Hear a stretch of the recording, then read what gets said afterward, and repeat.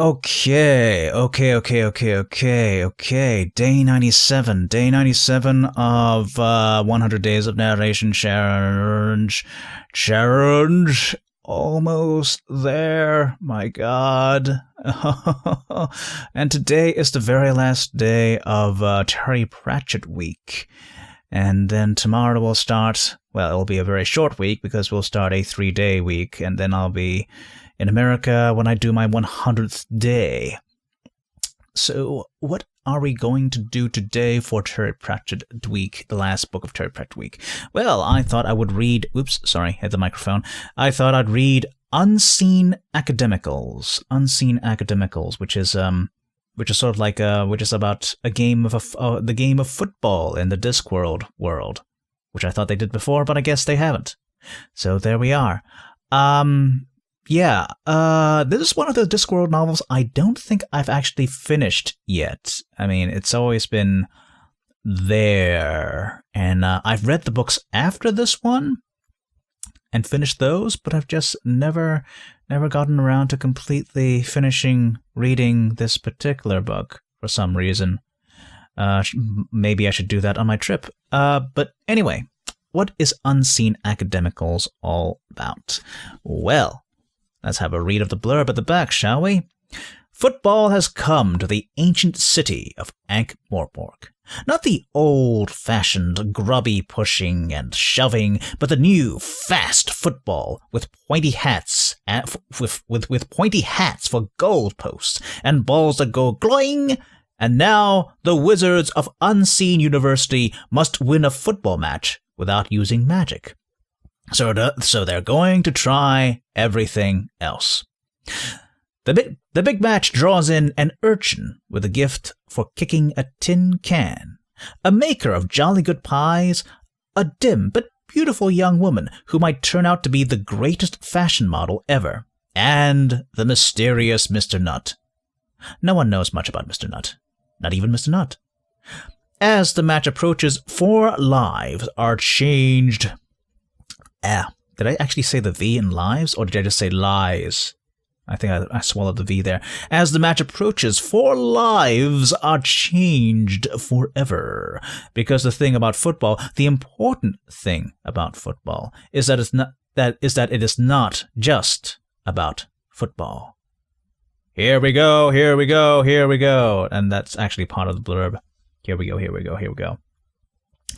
Now, because I haven't actually reached the end of the book, I am very reluctant to flip to a random page and start from there, because it'll be spoilers for you and it'll be spoilers for me. And I don't want spoilers for me. I'm perfectly happy not reading ahead and not finding out what happens. So I will be reading from the very start. I mean, I'll do a flippy. There, flippy. But I'm going to read actually from the very beginning of the book, and hopefully it'll be fun. Note from the publisher. For extra information on the folklore background to Unseen Academicals, see The Folklore of Discworld, New Corgi Paperback Edition. Okay. This book is dedicated to Ron Wilkins, who typed most of it and had the good sense to laugh occasionally, and to Colin Smythe for his encouragement. The chant of the goddess Pedestriana is a parody of the wonderful poem Brahma by Ralph Waldo Emerson. But of course, you knew that already. Of course I did. No, I didn't. All right. Now we begin on the very first page, which is actually page 13. Ooh, that's ominous. Yes. It was midnight in Ankh-Morpork's Royal Art Museum, and there's a footnote already, and this footnote is huge. Dear Lord. Okay, let's read the footnote. The footnote goes, technically, the city of Ankh-Morpork is a tyranny, which is not always the same thing as a monarchy, and in fact, even the post of tyrant has been somewhat redefined by the incumbent Lord Veterinary. Incumbent Lord Veterinary as the only form of democracy that works. Everyone is entitled to vote, unless disqualified by reason of age or not being Lord Vetinari. And yet, it does work.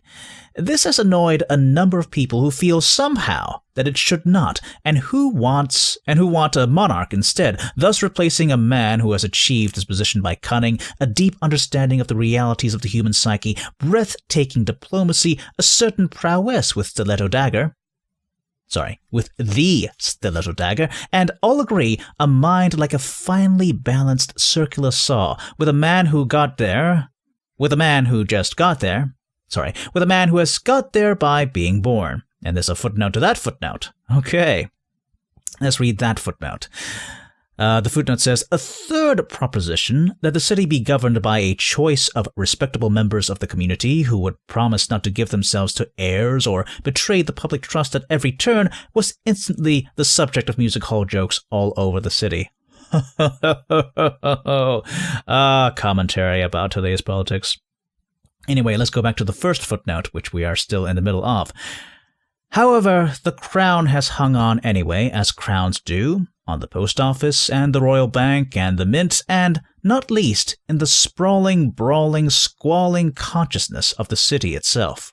Lots of things live in that darkness. There are all kinds of darkness, and all kinds of things can be found in them, imprisoned, banished, lost, or hidden. Sometimes they escape. Sometimes they simply fall out.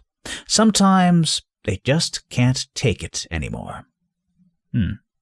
I wonder what that means. Foreshadowing? I don't know. Anyway, back to the actual book itself now. It was midnight in Ankh-Morpork's Royal Art Museum. And that's where we had the footnote previously. It occurred to the new employee, Rudolf Scattering. There's no the in there. It's just, it occurred to new employee Rudolf Scattering that about once every minute, that on the whole, it might have been a good idea to tell the curator about his nyctophobia, his fear of strange noises, and, he now knew, his fear of absolutely everything he could not see, and of course to that, not see. Sorry. Now let's try that again. About his nyctophobia, his fear of strange noises, and, he now knew, his fear of absolutely everything he could see, and come to that, not see. Heat, smell, and feel crawling up his back during the endless hours on guard during the night. It was no use telling himself that that didn't help at all. It meant that he stood out. And then he heard the sob. A scream might have been better. At least you are certain when you've heard a scream. A faint sob is something you have to wait to hear again because you can't be sure. He raised his lantern in a shaking hand. There shouldn't be anyone in here. The place was securely locked. No one could get in. Or, now he came to think about it, out. He wished he hadn't thought about it. He was in the basement, which was not among the most scary places on his round. It was mostly just old shelves and drawers, full of the things that were almost but very definitely not entirely thrown away.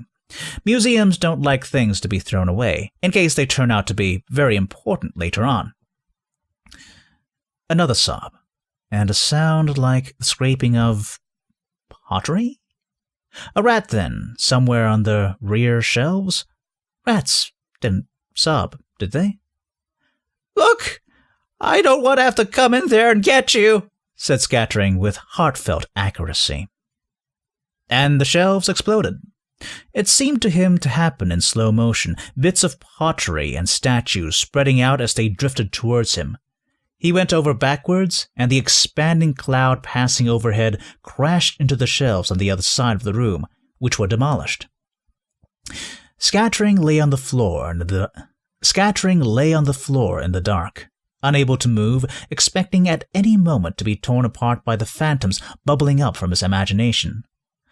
The day staff found him there in the morning, deeply asleep and covered in dust. They listened to his garbled explanation, treated him kindly, and agreed that a different career might suit his temperament. They wondered for a while about what he had been up to, night watchman being.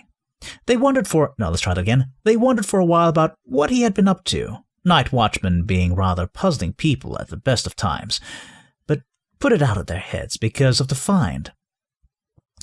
Mr. Scattering then got a job in a pet shop in Pellycool Steps. Wow. Mr. Scattering then got a job in a pet shop in Pellycool Steps, but left after 3 days because the way the kitten stared at him gave him nightmares.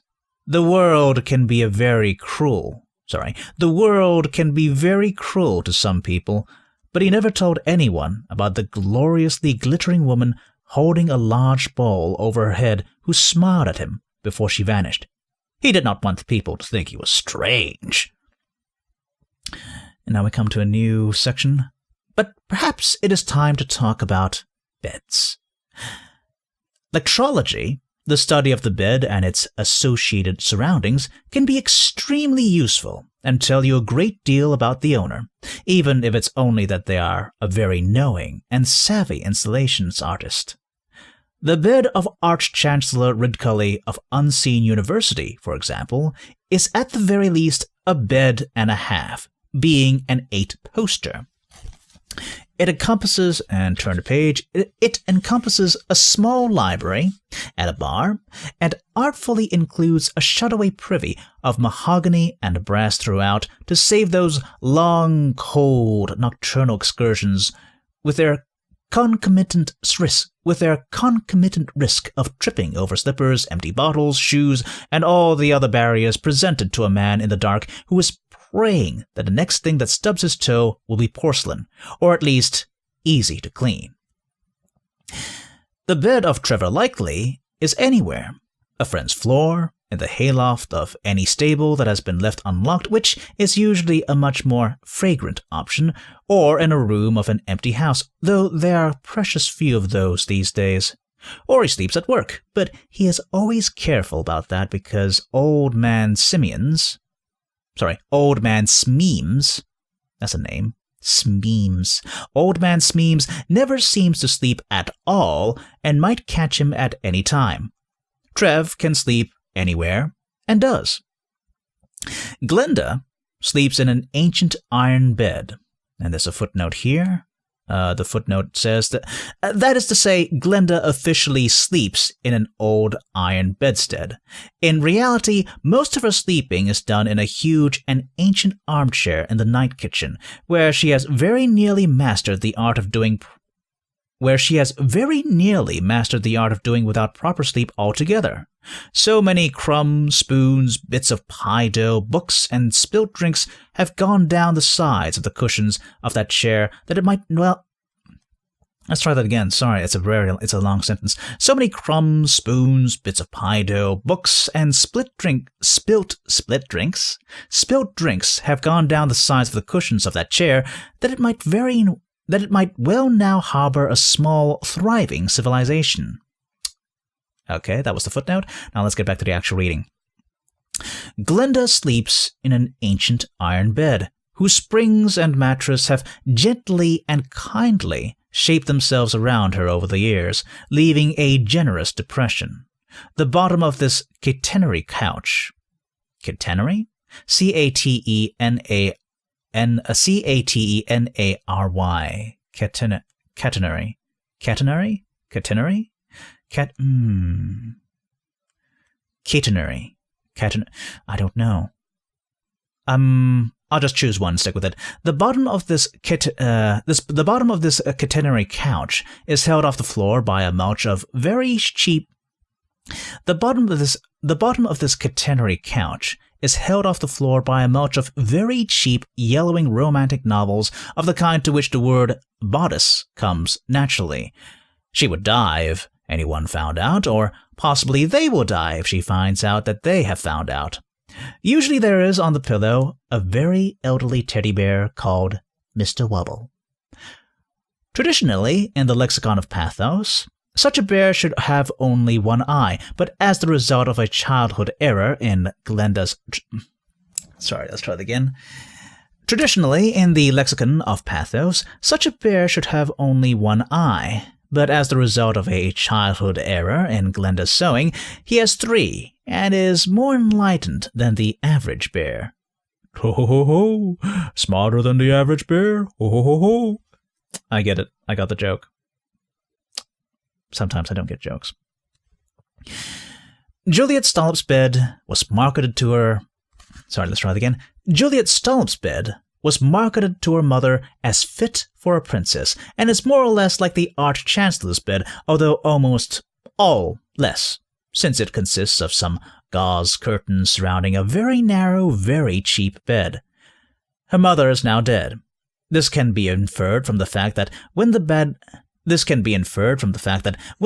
collapsed under the weight of a growing girl, someone raised it up on beer crates. A mother would have made sure that at least they were, like everything else in the room, painted pink with little crowns on. Mr. Nutt was 7 years old before he found out that sleeping, for some people, involved a special piece of furniture. Furniture. And now we get to another section here. Now it was 2 o'clock in the morning. A cloying silence reigned along the ancient corridors and cloisters of Unseen University. There was silence in the library. There was silence in the halls. There was so much silence you could hear it. Everywhere it went, it stuffed the ears with invisible fluff. Cloying! The tiny sound flew past, a moment of liquid gold in the Stygian silence. Silence rolled again above stairs, until it was interrupted by the shuffling of the official... until it was interrupted by the shuffling of the official thick-soled carpet slippers of Smeems, the candle knave, as he made his rounds throughout the long night from one candlestick to another, refilling them from his official basket. He was assisted tonight, although to judge from his occasional grumbling, not assisted enough, by a dribbler. He was called the candle knave because that was how the post had been described in the university records when it was He was called the candle knave because that was how the post had been described in the university records when it was created, almost 2,000 years before. Keeping the candlesticks, scones, and, not least, the candelabra... Oh my god! Candelabra! Oh my god, I said that word right! I get excited about saying certain words right. Keeping the candlesticks, scones, and, not least, the candelabra of the university filled with Keeping the candlestick... Damn it, I got that word right, now I can't get anything right. Bastard. Always the way. Keeping the candlesticks, scones, and, not least, the candelabra of the university filled was a never-ending job. It was, in fact, the most important job in the place, in the mind of the candle knave. Oh, Smeems would admit under pressure that there were men in pointy hats around, but they came and went and mostly just got in the way. Unseen University was not rich in windows, and without the candle knave, it would be in darkness within a day. That the wizards would simply step outside and from the teeming crowds hire another man capable of climbing ladders with pockets full of candles had never featured in his thoughts. He was irreplaceable, just like every other candle knave before him. And now behind him there was a clatter as the official folding step... And now behind him there was a clatter as the official folding stepladder unfolded. He spun around. "Hold the damned thing right," he hissed. "Sorry, master," said his temporary apprentice, trying to control the sliding, finger-crushing monster that every stepladder becomes at the first opportunity, and often without any opportunity at all. "And keep that noise down," Smeems bellowed. "Do you want to be a dribbler for the rest of your life?" "Actually, I quite like being a dribbler, sir." "Ha! Want of ambition is the curse of the laboring class. Here, give me that thing." The candle knave snatched at the ladder just as his luckless assistant closed it. "Sorry about that, sir." There's always room for one more on the wick-dipping tack, you know," said Smeems, blowing on his knuckles. "Fair enough, sir." The candle knave stared at the grey, round, guileless face. There was an unshakably There was an unshakably amiable look about it that was very disconcerting, especially when you knew what it was that you were looking at. And he knew what it was, oh yes, but not what it was called. What's your name again? Yeah, I can't remember everybody's name. Not Mr. Smeems, with 2 T's. Do you think the second one helps matters, Nut? Not really, sir. Where's Trev? He should be on tonight. Been very ill, sir. Asked me to do it. The candle knave grunted. You have to look smart to work above stairs, Nuts. Nuts, sir. Sorry, sir. Was born not looking smart, sir. Well, at least there's no one to see you now, Smeems conceded. All right, follow me, and try to look less... Well, just try not to look. Yes, master, but I think... You are not paid to think, young man. We'll try not to do so, master. 2 minutes later, Smeems was standing in front of the Emperor, watched by a suitably amazed Nut. A mountain of silvery gray tallow almost filled the isolated junction of stone corridors. The flame of this candle, which could just be made out to be a mega candle aggregated from the stubs of many, many thousands of candles that had gone before, all dribbled and runneled. All dribbled and runneled? Runneled is a word? That's a long sentence. I'm probably getting confused. A mountain of silvery gray tallow almost filled the isolated junction of stone corridors. The flame of this candle, which could just be made out to be a mega candle aggregated from the stubs of many, many thousands of candles that had gone before, all dribbled and runneled into one great hole, was aglow near the ceiling, too high to illuminate anything, very much. Smeem's chest swelled. He was in the presence of history. Behold, Nuts! Yes, sir. Beholding, sir. It's Nuts, sir. 2,000 years look down on us from the top of this candle, Nuts. Of course, they look further down on you than on me. Absolutely, sir. Well done, sir. Smeems glared at the round, amiable face, and saw nothing there but a slicked-down keenness that was very nearly frightening. He grunted, then unfolded his ladder without much more than a pinched thumb, and climbed it carefully until it would take him no further. From the space camp, generations of candle knaves had carved and maintained steps up to the hubward face of the giant. Feast your eyes on this, lad, he called down. His ground state bad temper, somewhat moderated by this contact with greatness. One day, you might be a man to climb this hallowed tallow. For a moment, Nut looked like someone trying hard to disguise the expression of a person who seriously hopes that his future holds more than a giant candle. Nut was young, and as such did not have that reverence for age that is had by mostly the aged. But the cheerful, not quite smile came back. It never went away for long. Yes, sir, he said, on the basis that this generally worked. Some people claimed that the Emperor had been lit on the very night the UU was founded, and had never gone out since. Certainly the Emperor was huge, and was what you got when every night for Certainly the Emperor was huge, and was what you got when every night for maybe 2,000 years you lit a new fat candle from the guttering remains of the last one and pressed it firmly into the warm wax.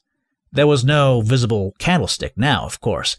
There was somewhere in the vast accumulation of waxy dribbles on the There was no visible candlestick now, of course. That was somewhere in the vast accumulation of waxy dribbles on the next floor down. Around 1,000 years ago, the university had had a large hole made in the ceiling of the corridor below. Around 1,000 years ago, the university had had a large hole made in the ceiling of the corridor below, and already the Emperor was 17... Yikes. Around 1,000 years ago, the university had had a large hole made in the ceiling of the corridor below, and already the Emperor was 17... and already the Emperor was 17 feet high up here. There was 38 feet in total of pure, natural, dribbled candle.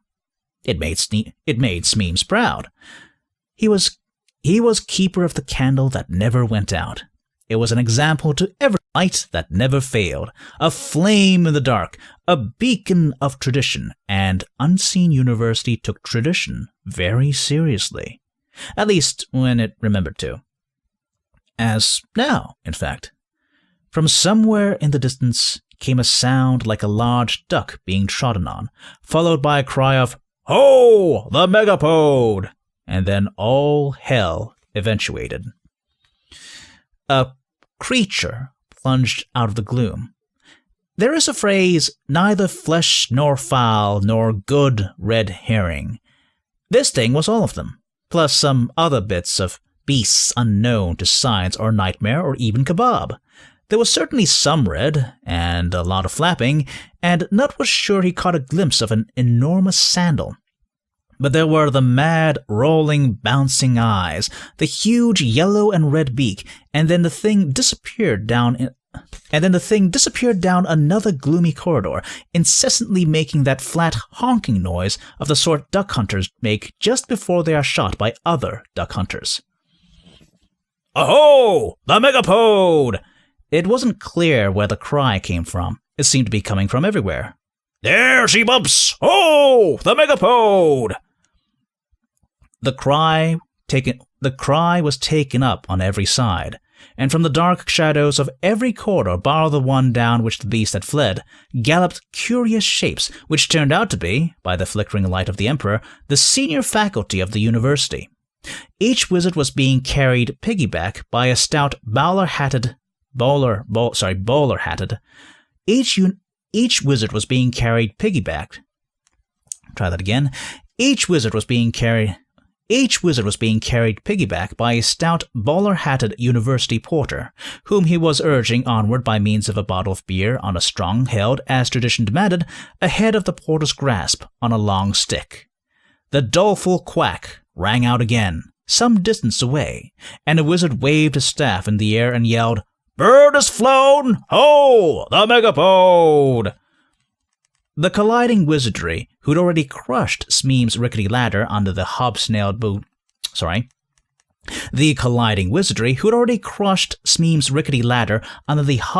boots of their steeds, set off at once, butting and banging for position. For a little while, "Aho! The Megapode!" echoed in the distance. When he was certain they had gone, Nut crept out from his refuge behind the Emperor, picked up what remained of the ladder, and looked around. "Master?" he ventured. There was a grunt from above. He looked up. "Are you all right, Master?" "I have been better, Nuts. Can you see my feet?" Nut raised his lantern. "Yes, Master. I'm sorry to say the ladder is broken." "Well, do something about it. I'm having to concentrate on my handholds here." "I thought I wasn't paid to think, Master." "Don't you dare try to be smart." "Can I try to be smart enough to get you down safely, Master?" No answer was the stern reply. Nut sighed and opened up the big canvas tool bag. Smeems clung to the, oh boy, vertiginous, Vertiginous. Vertiginous?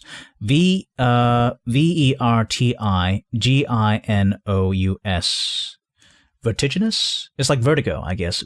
Vertiginous? No, vertiginous. Yeah, I don't know. Smeems clung to the vertiginous candle as he heard, down below, mysterious scrapings and clinking noises. Then, with a silence and suddenness that made him gasp, a spiky shape rose up beside him, swaying slightly. "I've screwed together 3 of the big snuffer poles, Master," said Nut from below. "And you'll see there's a chandelier hook stuck in the top, yes? And there's a rope. Can you see it? I think if you can make a loop around the Emperor, it won't slip much, and you ought to be able to let yourself down slowly. Oh, and there's a box of matches, too." And, I think I'll stop because it's just, No, it's going to keep going. It's going to keep going. It's a long, long section, this particular part, so I'll just stop here while I'm ahead. Okay, so, yeah, that was Unseen Academicals by Terry Pratchett, and this is the last book of the Terry Pratchett week, and then tomorrow... Oh my god, tomorrow, I will be on a plane over to the United States, so I will have to record my next book in advance. And there's no theme. There's sort of a theme. I guess it's book that I want to... Blah, blah, blah, blah, blah, blah. Stuff that I want to read out. The last 3 books, whatever. Or last 3 things. Alright, I guess I will see you all later. Yeah. 2 more days. 2 more days after this one. Madness. Hey, you seem like a cool, wonderful, and or awesome individual with impeccable taste in voice actors. So why not follow me on Facebook or Twitter? You can keep up with the latest projects I'm in, or that my friends are in, or that you could be in, because I occasionally post links to open editions to various projects that require voice acting out there, or that nobody's in, but they're interesting projects nonetheless that you may also find interesting. Also, lots of random thoughts about whatever's on my mind at that particular moment. Usually it's about food or video games, or foodie video games. Anyway, you can follow me on Facebook at OmadonVA or Twitter at Omadon. Hope to see you there.